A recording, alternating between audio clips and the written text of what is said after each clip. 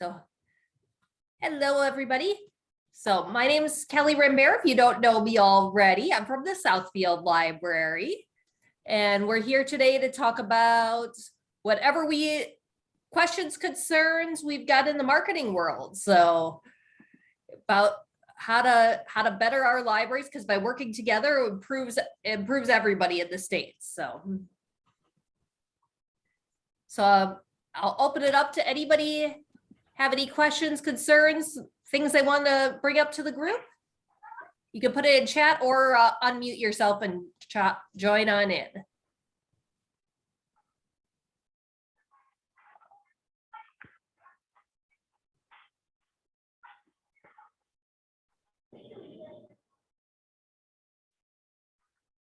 Okay, well, I'll start us off with a general question. I just wonder, at the Southfield Library, we've noticed that we are not back up to pre-pandemic levels of people coming in. Is this across the board, or is this more affecting just us?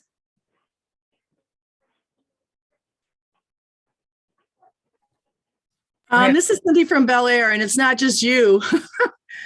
We have had, in fact, today is our children's reading, and we're lucky if we get 1 to 3 people to come in.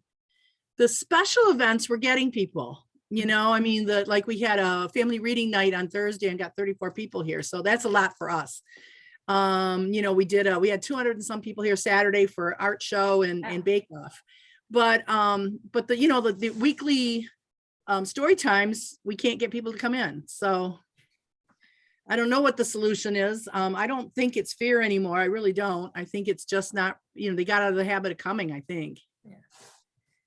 Yeah, Sarah says it's definitely across the board, even nationally, that people aren't coming back to libraries. For events, I would say that we are having people come in for entertainment, for DIY and hobbies, but not as much for learning. And it might just have to do with the heaviness of our times and what people are seeking. That might be a contributing factor. Well, and I wonder if some of our success with during the COVID with the outreach and the ebooks and the, we have a lot more people taking out Hoopla books. We have a lot more people taking out stuff on Overdrive. We have our craft kits. We barely can keep them in the library. So I'm just wondering if we did too good a job of outreach. Not that I would change it, but I know we have a lot more people reading ebooks, not coming in for books. I was going to say the same thing. And we've also put into effect drive-throughs and picking things up at the curb. And a lot of us haven't discontinued those services. So people are taking advantage of the library at a distance. Yep. Right. You'll be. Definitely. We just put in a 24-hour library vending machine. I think Novi also has one, and that is going extremely well. Okay. Because people have been using it at times when we're not open, even though we're open most evenings. A lot of Saturday evening, Friday evening, late nights, early morning kinds of usage. MIPR. We've been thinking about putting one of those in.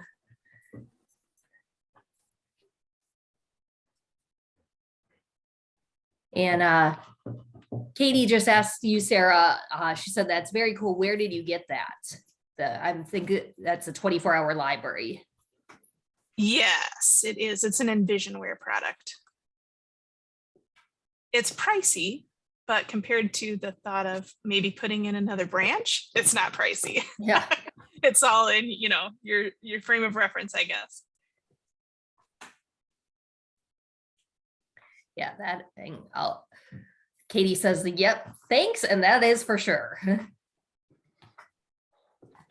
So on this Envisionware product, do you stock it with prearranged titles? Can you change those titles out? Is it regular books off your shelf, or do you have to purchase extra? We purchased a collection for just the machine, just for the sake of circulation ease in the process flow. And then I think we'll probably eventually maybe think about putting hotspots and so forth in there as the machine gets used more. But I'll drop a link to a video about the lending machine in the chat. Wonderful. Thank you. Hey.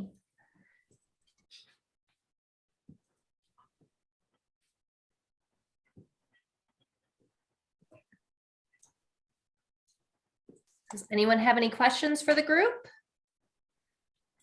I have a question. Do any of you have kiosk signage management software like for TV screens or computer screens to have announcements or events or anything like that that you maintain through a software?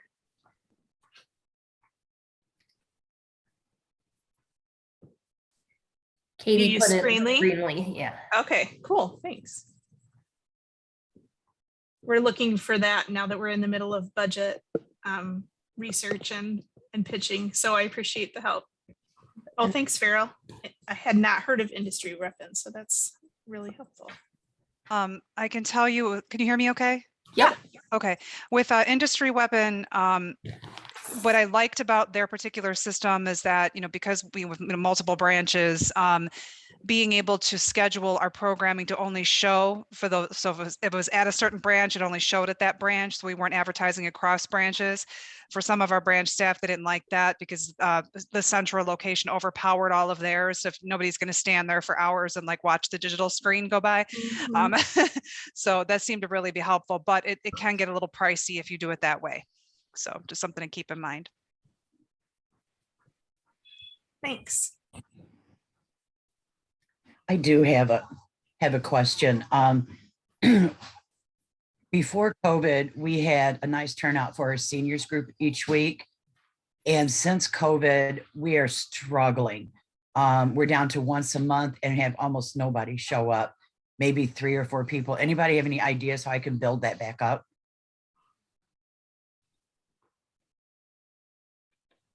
Armchair Travel seems to have built up our numbers for that age group. What was that? I didn't get that. Armchair Travel, and using Rick Steves' Monday night shows that he has been putting on since COVID started, and you can watch these that have been recorded. So we just pick where we want to go and put up a video on our big screen, and everybody's really enjoying it. Thank you.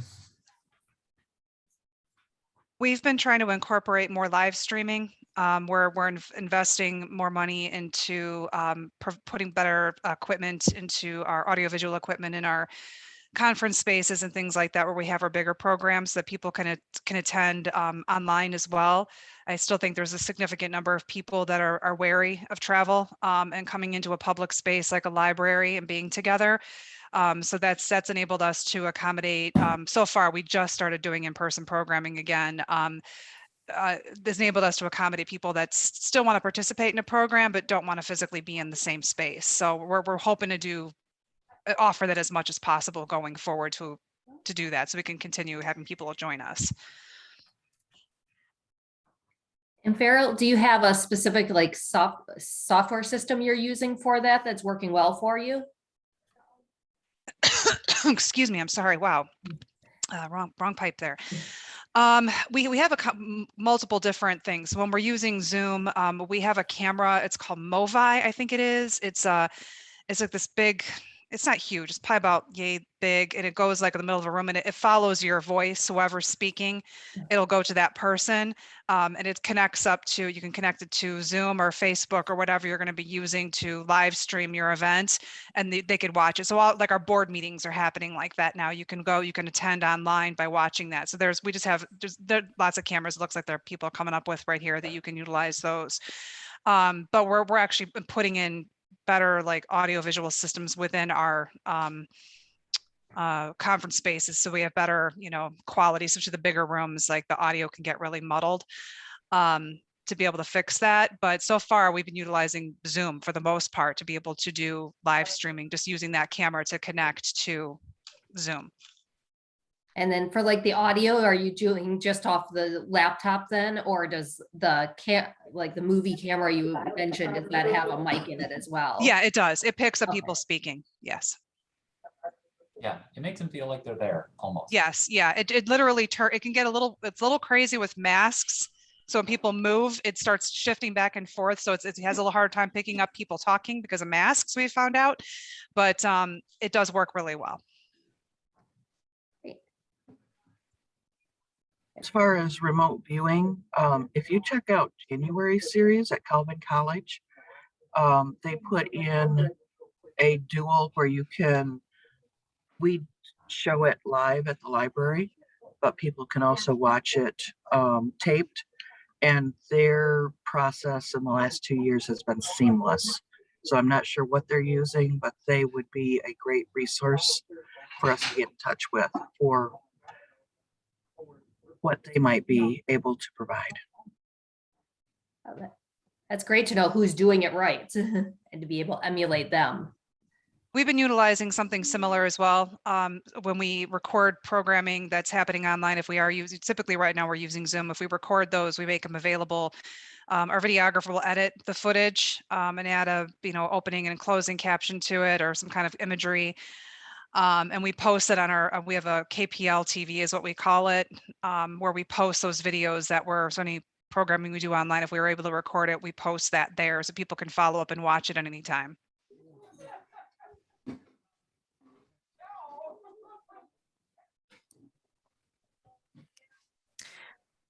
A little while ago, someone mentioned about story time attendance still struggling, and we find that in the building.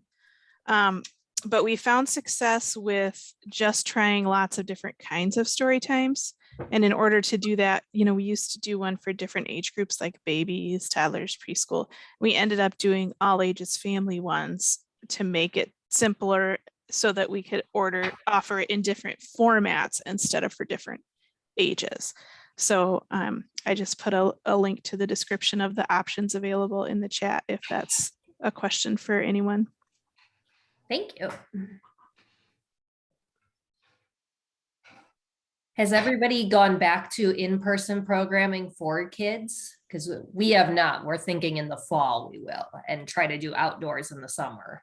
Exactly. We haven't, but we're going to do outdoors in the summer. Yeah, and we've gone back to in-person as of March 1st. We've had such a low incidence of COVID cases here that it isn't really the issue. I think the issue just is we used to get 10, 15 people to come to story time, and now they're just out of the habit. We did change our day for story time, but that's because in August, before we shut down again, no one was coming because they all went to a different Head Start, which was on Wednesdays. So we thought we'd accommodate those. We did have this family literacy night, and we had 30 people, 5 people attend, or 34. So we advertised the story times then. And so I think it's just, but if anybody has any grand ideas other than Facebook and webpage and Instagram, I'm not real sure what else, and newsletters and flyers around town. And, we're going to send flyers this week to the baby pantry, thinking maybe that might be a resource. But I just think people aren't used to coming. I think they've just kind of, our farmer's market isn't really going right now. So a farmer's market would work too. Have you thought about or tried partnering with local pediatricians and pediatric dental offices and things like that to be able to have them share information, post flyers? We have, we're a very small town, so we just have a little medical center here. Okay. But yes, we actually have a really strong relationship with our medical center. So I just, the school is still not allowing people into the school, because one way we were doing this is we were going and reading to the kids during preschool, so they would come to the library the other days. So I think it's just going to be a painful period of getting used to things, and by summer maybe things will be better.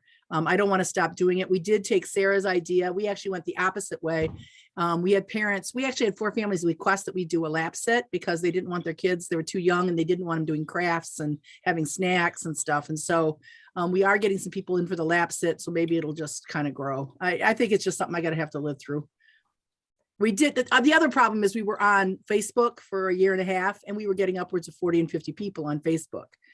And I really don't want to go back just to Facebook. We'll eventually do both, but I'd kind of like to get them in the library first, because that's really the best thing. But if we're missing that many people by not doing it on Facebook, we may have to go back to that. We've decided we're keeping both. As we're starting to add in person, we've decided to keep our one of our big, it's story time. We have all different ones as everybody does, but one day a week on Facebook, because we've been doing that since the pandemic started, and now we've got a following there now where people are looking for it. So we'll definitely keep that going for the same reason, just because it's got a following built up, and we want to accommodate people that are just, they're more comfortable being online. It's easy for them, it's convenient. And also they could watch the videos later if they missed it when it's live. But yeah, the in-person ones, we're just starting in-person programming again, but tentatively it's really up to our programmers if they feel comfortable or not having people. And we're at half capacity for those that are going to be in person, but I think a lot of our staff are holding out until the weather gets better so they can do it outside. Because last summer, that worked really well for us to have people come and be outside. We had a lot of people come then. Okay, then I have a question for you, actually, about the story time. Did you do a story time? Did you film or do Facebook at the same time you were doing a live story time, or was it just a Facebook story time? So we pre-record them. Okay. And we post them as a premiere on Facebook. So it looks like it's going to go live at a certain time. So it's Wednesdays at 10:30 on our Facebook page. So there usually is an ad that goes up before, like KPL is going to premiere, story time at this time the day before, and then an hour before, and it does a countdown up until it opens up. And the programmer does watch it while it's live on Facebook, so that people are responding or commenting, they can comment back. So people still get that live experience, even though it was pre-recorded. Thanks. Mm-hmm. We've had in-person story time. I know that was a question a little bit ago, since the fall, because we had so many people who were complaining and wanting it. But as often is the case, I think that was just a really vocal minority because that hasn't necessarily translated into attendance, right? But I personally was getting like 10 people a day asking when in-person story time would resume. And the director was getting even more. Our area is pretty conservative. I think the last Democrat who won an election for office here was Abe Lincoln. So I think we might just be exceptionally more prone to those kinds of complaints, but we still haven't seen that translated into attendance. I will say that when we can offer options outside of story time, we do the same thing. So like Farrell was mentioning, sometimes recording things and offering them after the fact, sometimes offering the same thing as a pickup kit. But for kids, when we can't get in with daycare centers and stuff right now, we've had a lot more success with school age. We just had a night for one of our schools last month where we gave each kid a library card. Some of you already do that because of being a city library, but we had 300 people show up for that. So we're having a lot of success with staff members going in digitally to classrooms to do book talks over the screen, and that's working well. So our team is kind of shifting from some of the early lit training they used to do in person with kids to classroom for now. Yeah. That's awesome.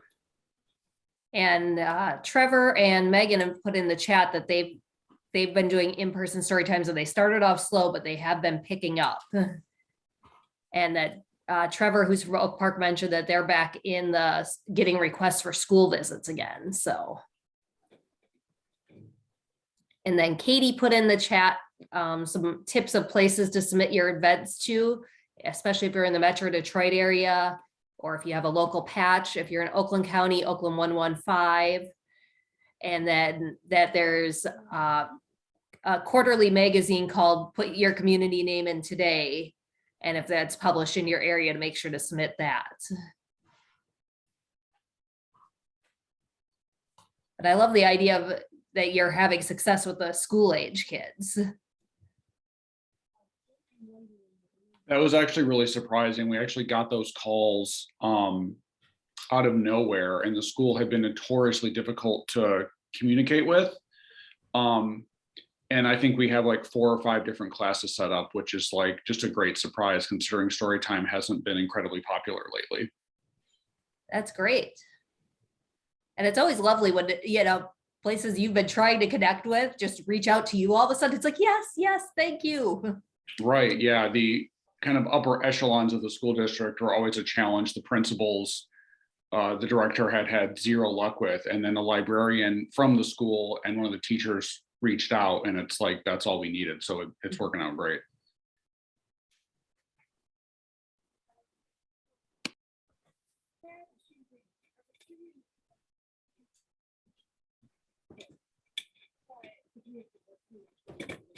Because Jan said to me, I got flowers and I can't.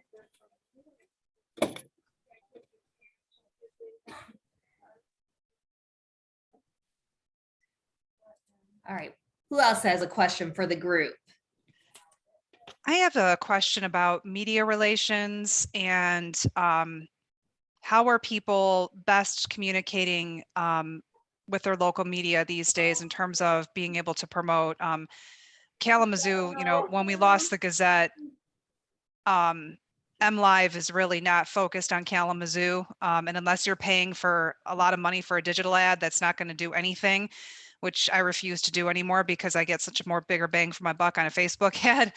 I'm having difficulty unless somebody's bleeding or there's some sort of controversy getting anything covered. Even with I do have some local connections with people. Even then, sometimes it's just really difficult to get any type of promotions or coverage for things that are not controversial. Things like that. This is Cindy from Bel Air again, and I do have a little bit of a journalism background, and so I have been able to I write an actual article at least once every 2 weeks and send the article with pictures if it's appropriate, do all the work for them. And I have found success with that because all they have to do is really just kind of proof it and pop it in. And sometimes it's timely, sometimes it doesn't have to be timely. I did an article about how we choose materials because people were complaining that we didn't have the right materials. I've done, so I intersperse that with advertising the events. Also, I don't know if you have an NPR channel by you, but they are incredible. If you can send your events to NPR, especially a little ahead of time, they're great about, especially if you send them 1 or 2, not like everything you're doing. They have been really awesome up here. We have Interlochen Public Radio, and they'll post anything. So I don't know what NPR type channels you have or radio stations you have up there, but their community calendar has been really, really helpful and willing to do things. You don't have to pay for anything. And I just send them, I send them stuff every Monday. I just send them a link of things that are coming up, and it's usually like for next week. And we've had a lot of people come in and say, yeah, I heard you're having this crafternoon for adults on NPR. Can I sign up? So that's a couple ideas. But really, if you don't have to be super talented to be able to write an article, honest to goodness. But if you actually do the work for them, I have found they're much more receptive than saying, hey, we're having this event. Here's a press release. I actually have gone the extra step. And I think because it's a small newspaper, I think they like the filler. Yeah. Okay. So that's just a couple thoughts. That's something that's worked for us anyway. We're very small. I mean, we're 3,700 service area, so it's really little. Awesome. Thank you. Hi, this is Trevor from Oak Park again. When I worked in Clarkston, we did a lot of stuff with public access TV. And if you have a public access television station in your area, especially one if they have a legit studio, I encourage you to utilize that because it won't cost you anything, and it's a great way to have a lot of exposure by your staff. You could bring in local businesses, you could bring in people. And I mean, while you can have your own show, there are opportunities to be interviewed by people who already have their little show in public access. And then it's essentially like free video content for you to reuse on all of your social channels. I really love that opportunity. It was always very professional.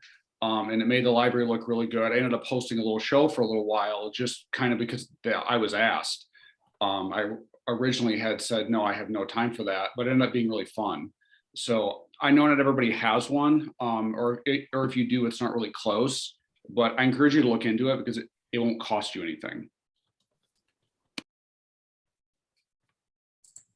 Yeah, and seeing Jeff right now in the from Ferndale, we actually, I don't know if we got podcasting equipment from a grant, and we started doing a podcast, and then just things got crazy, but we're going to go back to doing that. And if you can get that to your seniors, get the link to wherever you're going to store your podcasts.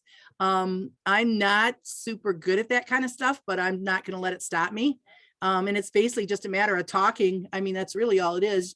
You can interview people, but really, I think we're going to start out with just what's going on at the library this week and just do something simple. But that's another way you might have somebody on your staff that's really into that stuff. And yeah, there was a great presentation at MLA this past week about how to do a podcast, and that was us. Okay. Yeah, awesome. we've got we have a podcast. Okay. 5 author questions. We started off with that, interviewing authors. Yep. It's doing quite well. Okay. But yeah, it's a good idea. We've talked about that, utilizing that to promote things and just to have a general, this is what's going on at the library. We just haven't picked it up yet just because of life. Everything's on fire. I know, I'm the same way. But Yeah. maybe that's something. It's a good idea. Maybe that's something for this group, is to have someone come in and talk about how you Got a couple of people on our Yep. staff that are very, very Yep. into it, and it's done quite well so far. So Yeah. if Yeah, you're they- interested in that, I can ask them if that's something for a future consideration for this group. Yes, please. I can ask them to do the presentation for this group if you'd Yeah. like. Yep. I think and there's Jeff- a lot of interest. I see people, chatting about Mhm. it. And Sure. Okay. I'll reach out to it's It's Sandra always- Farag and Kevin King. Great. And Jeff also put his email in there from Ferndale. They also have a podcast. Jeff, you were at MLA, weren't you, or were you? Somebody from Ferndale was there. That was me. I was on Okay. the panel. Great job. Thank you. I'm here to help too.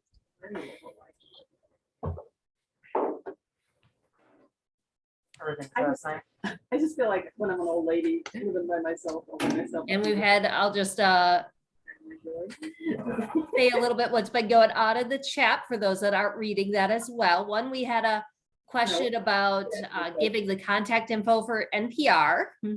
Pamela asked that. And Katie mentioned that she had someone come to a library event from putting it in the Detroit Metro Times. So yay for that. And Sarah mentioned that the same, she appreciates what Farrell said, that, social media ads are getting her former media budget, and that traditional media is going toward those that are basically the age range of 50 plus, but it's still worth pursuing that. Something else I was gonna say too, that I don't know how many of you come from small libraries like us. I mean, we're really tiny, and we don't have a marketing person or a PR. I mean, that's all of us. So one of the things I did do is something to think about, is I'm allowing my staff up to so many hours a week of work at home. And so I've turned over my website and our Facebook to one of our staff people that's really into that. And she can update that. So maybe that's a way to pass the marketing on to somebody who maybe is willing to spend a couple hours. Because honestly, the best programs are the ones where there's somebody that can actually do it, instead of on top of everything else I'm doing. It, like you said, it falls by the wayside because I've got to take care of the budget, or I've got to take care of staff. So that's just another thought. People have open, because we only have like 22 people registered for that urban garden thing. For which one? Is she muted? Yeah, there she goes. Yep. And sorry, I just muted Meg. I think that was who the background noise was, but if I did it inadvertently, please unmute yourself, and sorry about that. Oh,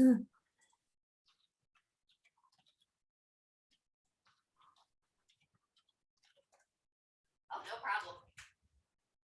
And anyway, let's see.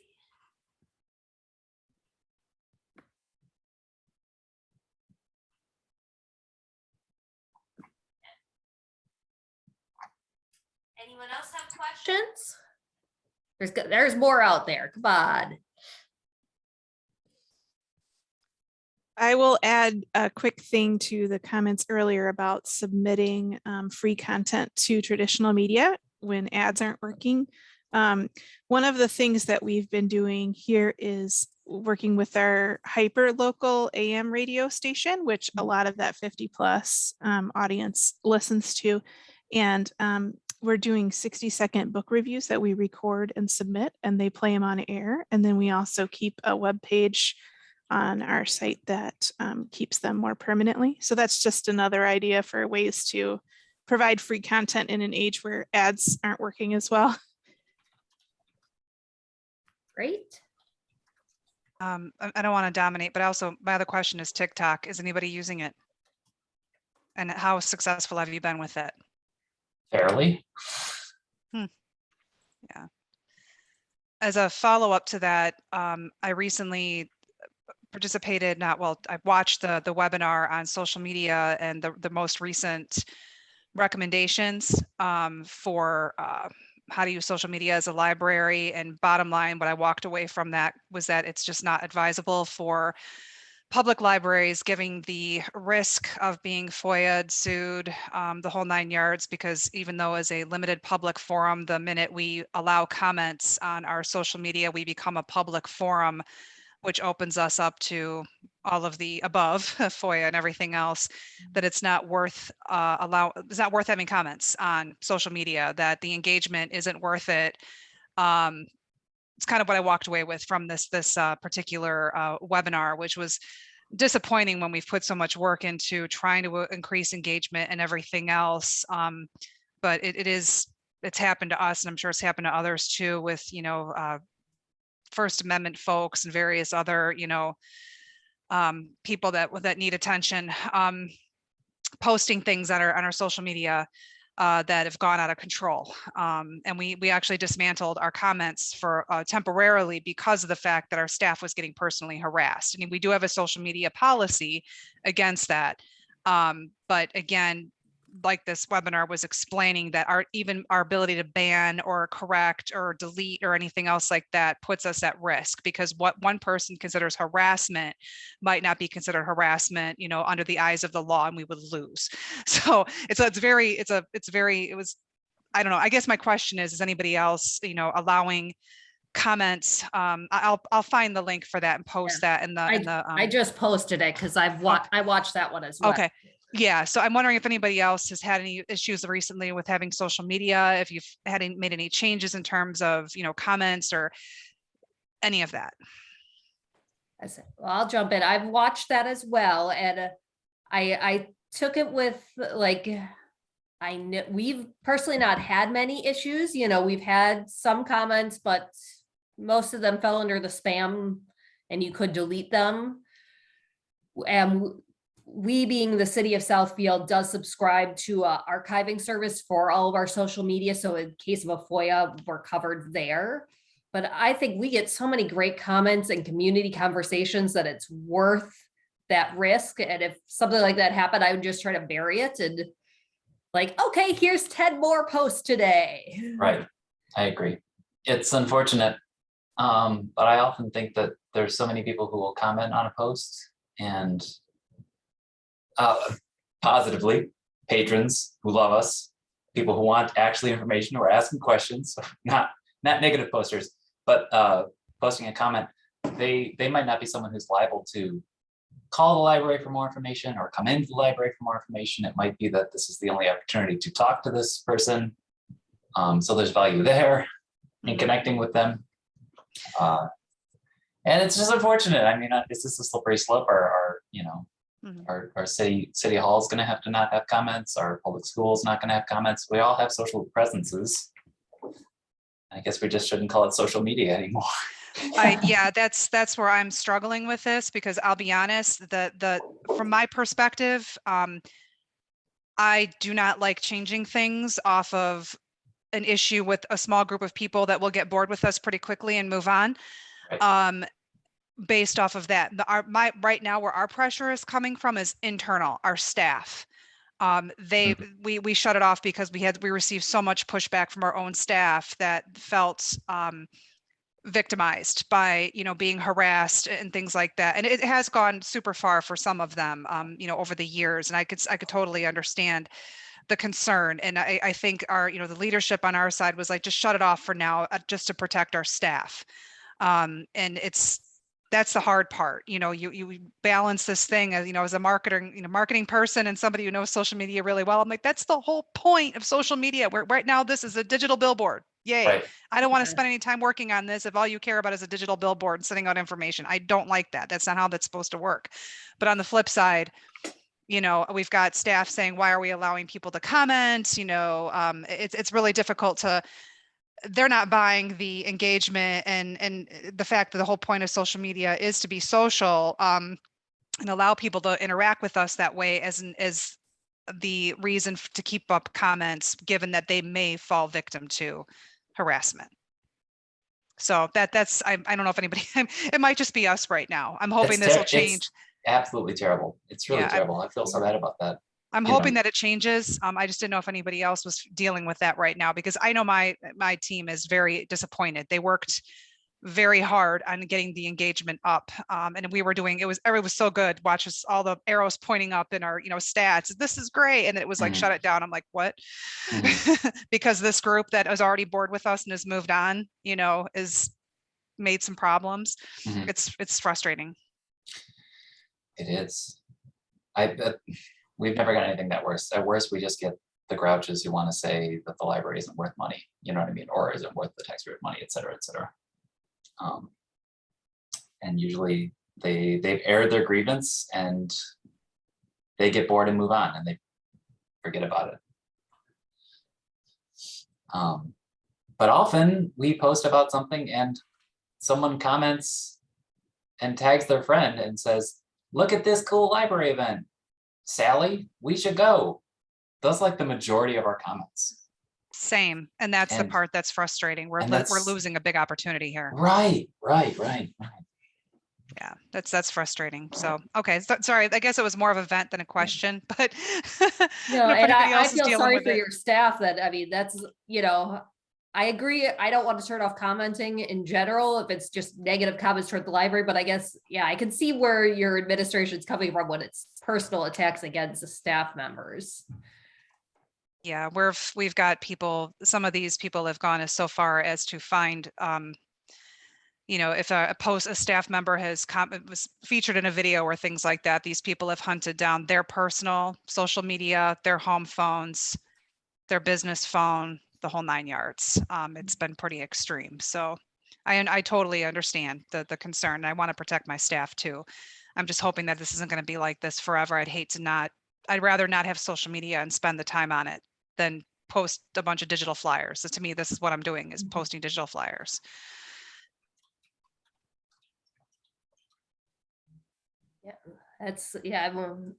People are posting in the comments as well how horrible that is. And, I hope that staff member is getting, feeling more assured and that, after a time period, you can turn it back on and get back to having community engagement and not attacks. I do share your initial question, Farrell, about TikTok, because we've just started it. And now we're going to be evaluating the success of it. And if it meets up with the reasons why the person who proposed having a TikTok channel proposed it in her proposal. And it's so hard to gauge. I mean, there's not a lot of metrics with TikTok. And so I'm just wondering what the experience has been for those of you who have it and how you evaluate the success of it.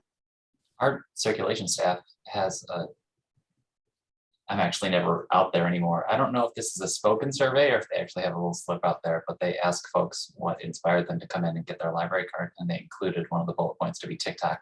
And people have said TikTok. Not a lot, but we're seeing it.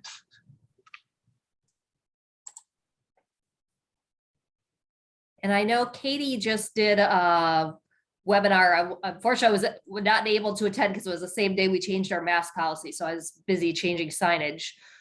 But she did a webinar on TikTok and did post it up. I'm gonna be watching the recording of that soon. And Jeff, that's great to hear that people are watching it. I know I follow Ferndale just to see you. You're fun to watch. Thanks. It's a silly little outlet, but it can be effective. That is momentarily the way to reach people, I guess.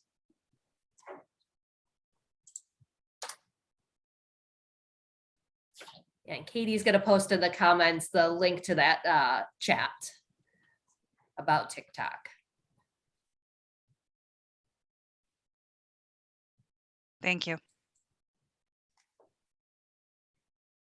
How many people do TikTok here? I had a TikTok, a personal one for a while, not posting, just watching, and found what a huge in total like time suck it is. Once you start watching, you cannot stop.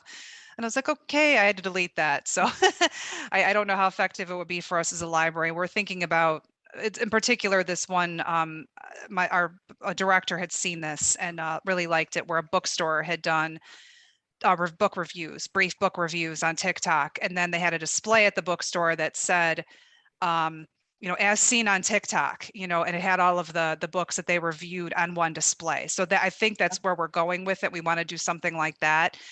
We're starting it with teens. Our teen staff is very interested in having some kind of TikTok channel because we feel obviously that's a great audience that would glom onto that. We tried Tumblr years ago when that came out, and that was an epic fail. And they're not following us on Instagram. That didn't really work either. So TikTok is the next logical try for teen. I have to get going in a few minutes, but I think I've mentioned this in another meeting. We have a librarian who volunteers at the middle school library, and so she's actually overheard 13-year-olds talking about our TikTok in a positive light. And I don't know what to say about that. I was completely convinced I would look like an old silly fool, but apparently the kids like it.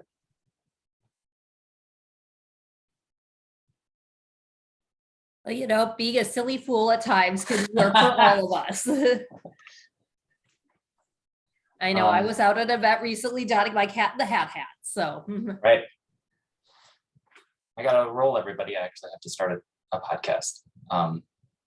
Anybody send me an email if you have any questions. I'll see you guys next month. Thanks, Jeff.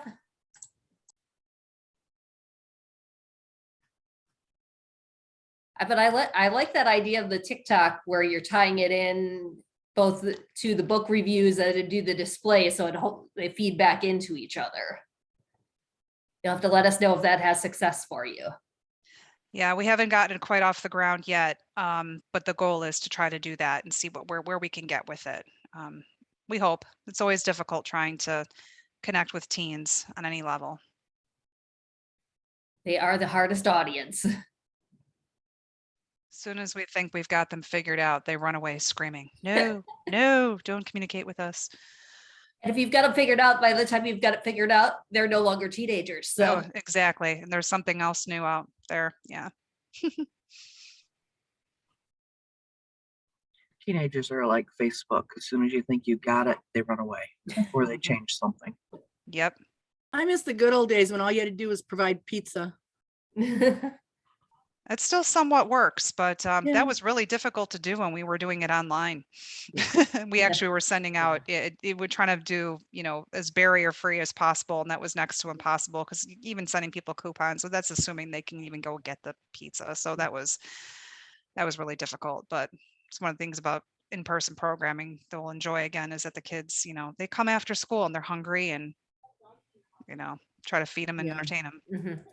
One thing we did that I surprisingly got teens to do last summer is we do a thing called Just Read, and kids can pick, this year we're going to do 4 books. We did 6 books last year, but before the end of the school year, we have them pick so many books. They have to be paperbacks, but it can be any book that they want to read through the summer. And then we get them the first book at school. And then throughout the summer, as they finish a book, they just come in and simply tell us what they liked about it, nothing real formal. And then they get the next book and they're free. And the kids get to keep the books. I was shocked at how many teens I got because it meant they got books. Now, these are kids that read. So it's the teens that are reading. I'm not getting teens that, I was getting teens that I never see, but they were, they're readers. So they wanted free books, and it worked really well. I mean, those same teens got cards, and I see more of them, but again, our small library, I think there were 8 of them, and I was ecstatic, but that's something else you can do. And it was all grant. I got a grant from a local foundation for $1,000 to buy the books. So. Heck, I've had a bigger library, and for some of our programs, 18s is incredible. So 18s in a small library, round of applause. I was shocked. It was geared toward, it was really geared toward kids who don't read in the summer, because we know past practice tells us that if they don't read in the summer, they'll lose a lot of reading skill. So it was really geared more to the elementary, middle school kids, but I opened it to everybody. And I actually got some TAG members through that, because I said, hey, you want to tell me what kind of books to buy for here? They love it when you spend money on them. Mm-hmm. Does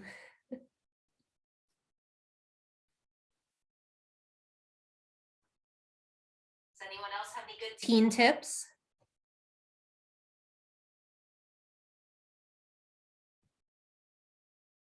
We did a Oreo cookie tasting, and that was aimed at families, but we had a large number of teens show up for that, especially the ones that were already walking through the library.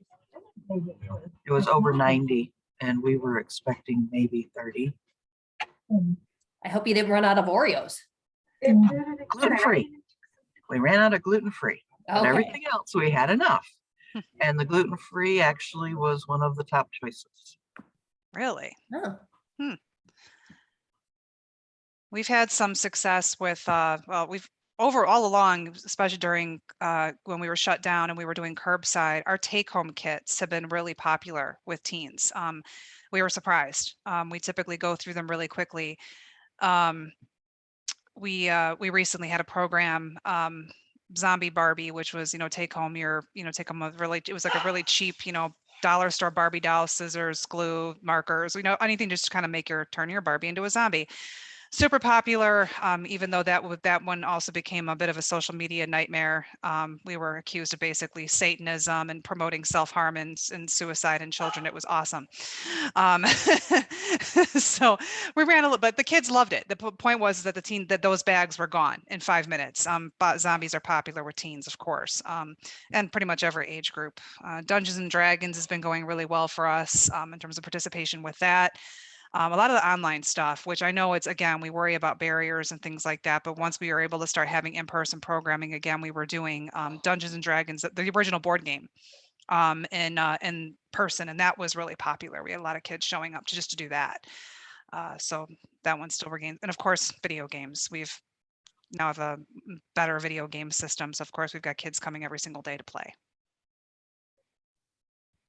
That's great. And in the comments, people are mentioning that, the kits have been popular with teens. Some have mentioned terrarium programs. Katie said that they did a world pop tasting. That would be a fun one to try. And I'm not even a soda drinker. And then a light catcher program. Try to scroll and read at the same time. And that to have somewhere to hang out and not be around your younger siblings. That's always a good thing. I'm sure my kids feel that way. And and then our monthly Dungeons and Dragons started back up, and that's been hugely popular. And we will be this month doing 12 hours of gaming. So that'll include all of the gaming systems, programs, styles, including our old ladies with Mahjong. I like how you're including all ages in that. Yeah, that's one thing we've noticed, that some of our programs that we've developed specifically for teen, and we're very, strict on that. You have to be a teen. Like, we're not allowed, that's the whole point. We want teens to feel safe in their space and not be infiltrated by adults, but pardon my dog. We definitely have situations where adults want to participate, particularly with Dungeons and Dragons. So if you find that's popular, you might want to have an adult version of it too, just because we've gotten a lot of pushback on borderline teenagers and adults that really want to participate. And we're like, nope. Teens only. We've had the opposite of that. My adult take-a-mate kits have become quite popular with the teenagers, as well as some of my like my painting on canvas classes. It's like all of a sudden the teens are wanting to participate in what I'm planning for the adults. So now I just open it up to teens as well. I'm always very open with adult programming, being able to be 9 and above if they have if an adult with them, and teenagers are totally welcome. It's amazing. Sometimes I'll end up with more teens than adults, and other times I end up with more adults that brought a teen along with them. So I'm a 4-H leader. We don't discriminate on age. We give sharp things to all ages. And Heather mentions that they're trying out a fan fiction writing group, and that's kind of a cool thing. And Oh, I'd be curious to see how that's coming, how that does. Yeah. That should be fun. Yeah, and Katie mentioned that she's done some painting classes, and they're always popular. And yes, they are. I've seen Katie's painting classes, and they're awesome.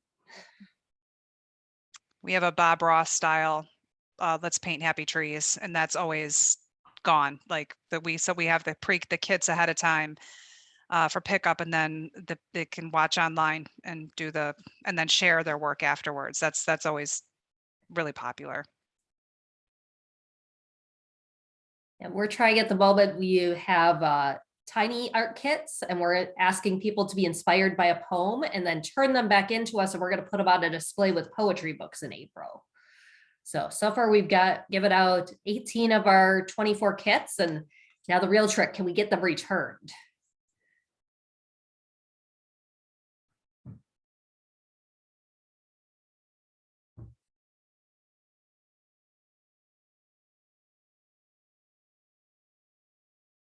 Anyone else have any questions for the group? With those tiny art kits, what is it that the kit entails? Because I think that's something that we could do up here in Vassar. Yeah, We we just, go sorry. ahead. Go ahead, Cindy. I was just gonna say, we're actually having ours right now. And I don't know about you, Kelly. I just went on Amazon, the dreaded Amazon, but found really affordable 4x4-inch canvases with easels, which we kept the easels. And then we bought, I don't know how I missed this. I'm old enough, I should know. You can buy those little cups, the little ones that are all in like one line of 6. Do you know what I mean? You get them in kits with paint in them, and then you just put paint in them. And then we just put a kit together with directions, the canvas, paints, and a couple of inexpensive paintbrushes. I don't think the whole thing costs more than, I don't know, $3. And we got more than 2/3 back.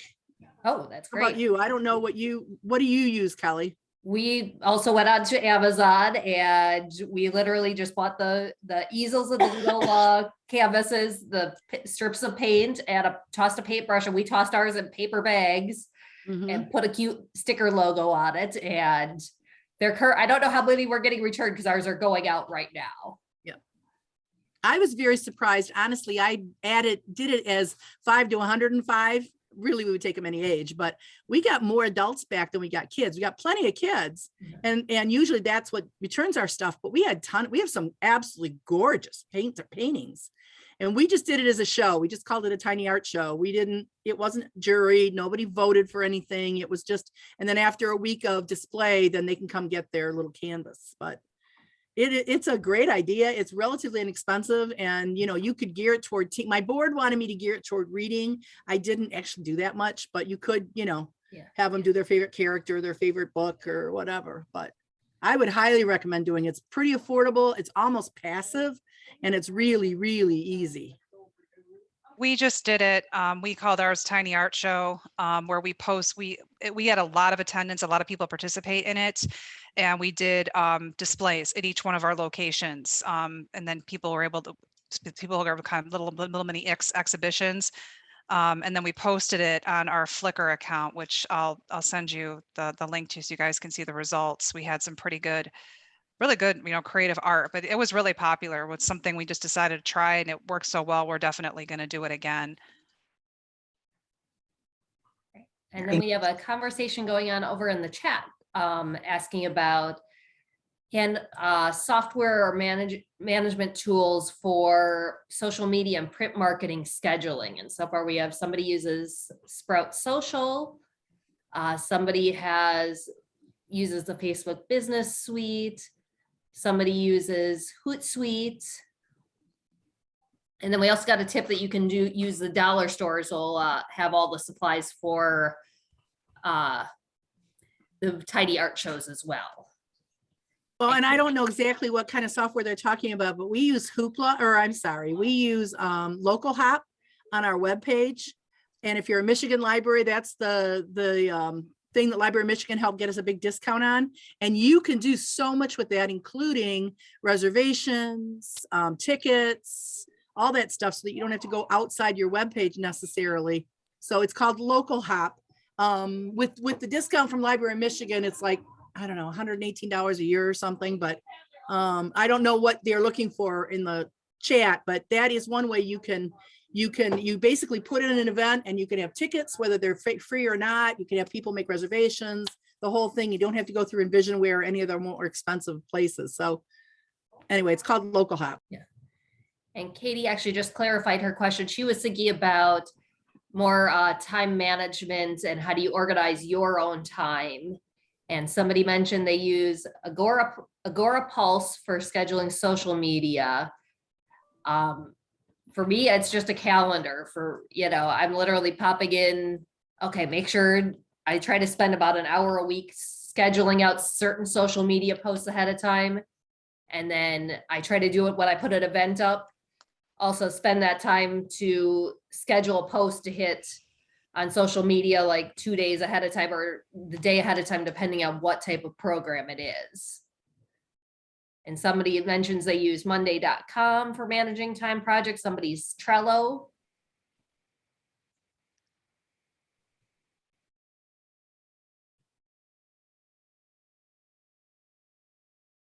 I can imagine it's difficult for somebody who, doesn't have a marketing department necessarily, and they're doing everything themselves to try to manage that time accordingly.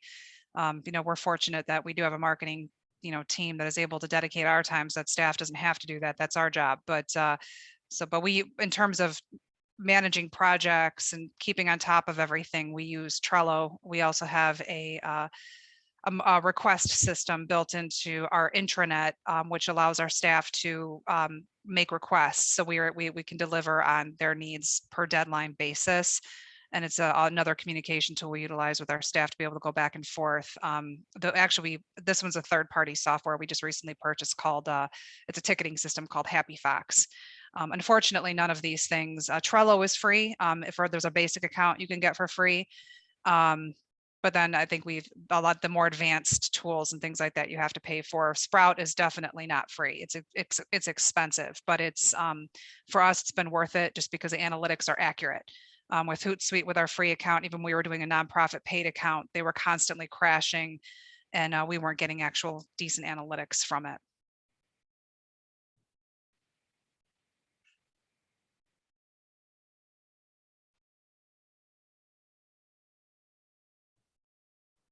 Thank you, everybody. That sounds like that's something we could dive into more in a future meeting too, because there looks like there's a lot to unpack there.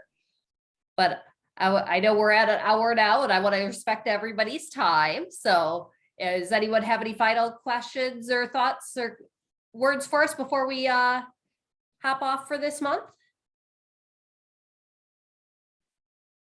And Katie, how do you stop thinking about work outside of work? I'm figuring that out. I used to have it pretty down, and then the pandemic happened and they blurred together.